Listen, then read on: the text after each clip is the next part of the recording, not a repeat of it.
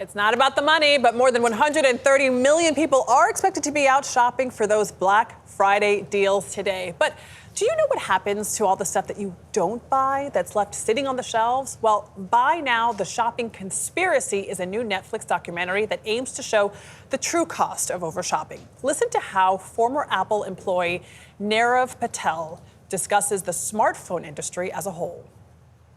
There's something like 13 million phones thrown out every day, which is just a crazy, mind-boggling number.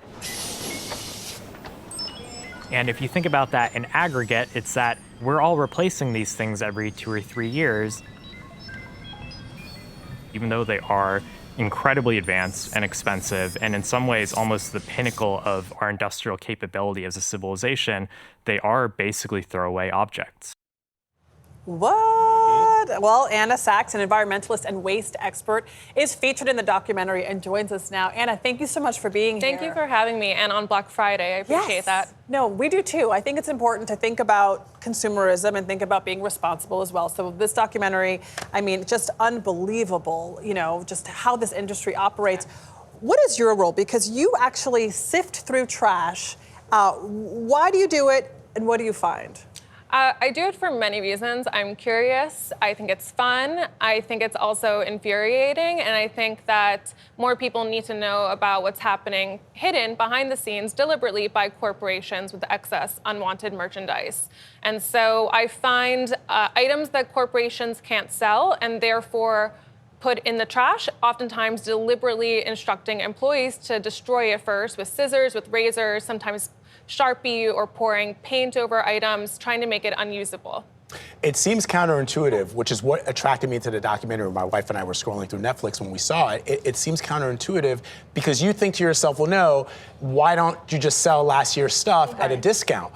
The companies don't want to do that. They destroy luxury items, electronics, even food gets tossed. Why?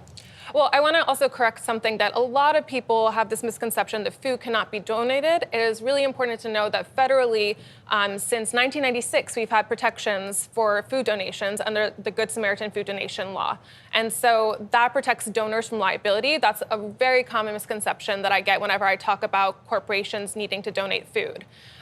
So they can be donating, they can be saving it for the next year, they can look at their past years and notice a pattern and say, okay, a certain amount of the material that we're producing is not sold, let's produce less next year, and they don't do it. And that's, I think it should be illegal, actually, what they like to deliberately, consistently overproduce and then destroy the excess goods. And what kind of products are we talking about here? It's a wide variety. It could be products related to past holidays. So as soon as the holiday ends, they will discard the item. So last year at a major drugstore, the day after Christmas, I found trash bags and trash bags of the unsold Christmas merchandise.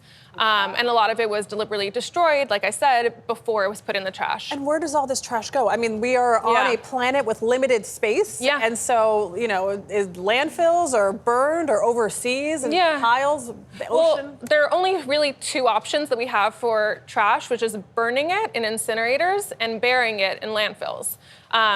That's where it goes. And it has a huge amount of harm to the people who live near the incinerators and live near the landfills. It affects their quality of life. It affects their physical health.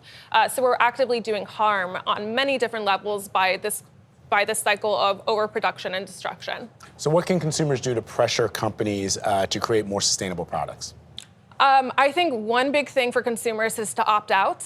Every single person can make a choice to buy less. That's something we could do every single day. And I encourage for people shopping for Black Friday to take a look in their closet that they hate opening because it's just stuffed. And maybe spend an hour first, like set a timer, listen to a playlist, spend an hour going through it, or look in your garage or look in your attic, and then think a little bit more before you buy products. And so that's on the individual level. And then there's a lot more that needs to happen systemically. I would like to see laws requiring corporations to donate excess food. I would like to see laws forbidding corporations to continue to overproduce. I would like to see laws about repairability, right? So that we no longer have these kind of like single-use disposable electronics that are impossible to repair. So there's a lot of things that we could be fighting for also on the legislative level. So many things. I try to wait a day before ordering something online because That's I'm a good like, rule. I need a little space, see if I have it or I can find another solution and then do it. Thank you so much, Anna, Thank you, for all Anna. your insights. Thank you. Buy Now, The Shopping Conspiracy is streaming on Netflix.